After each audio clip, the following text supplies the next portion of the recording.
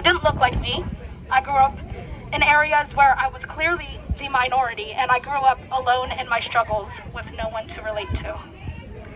Because of my circumstances, I never deemed it my place to help organize something like this. Although I'm Black, I never felt like I could truly identify with true Black struggle because I grew up so disconnected from the community. I'll never know what it's like to grow up with Black culture and Black neighborhoods and the poverty that can sometimes go hand in hand with that.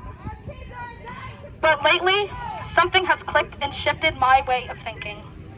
No matter who I was raised by, where I grew up, there's always one constant that ties me to the Black community, and that is the Blackness of my skin will always be viewed as a threat, as something undesirable, and be weaponized in the eyes of the ignorant. The reality of it all, that those words are just that, words. And they are far from the truth. Black people are divine beings. Our ancestors are our guide that lead us on light-filled paths.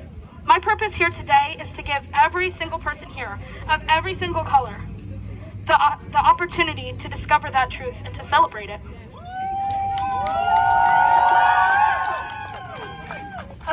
I feel as though every Black kid has had a time in their life where they had a realization that the place that they grew up did not love them as much as they believed. And the beauty of being a child is the blissful ignorance, but reality does hit at some point. I have many occasions in which I can recall the blissful ignorance fading away. Whether as small as the theater program not having any stage makeup that matches my skin tone, or as big as being called the N-word by a student in class and the teacher doing nothing about it.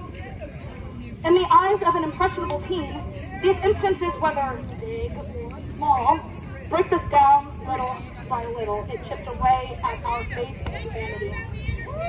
I dream of a day where I'm romantically interested in someone and I don't have to question, do they even like Black girls?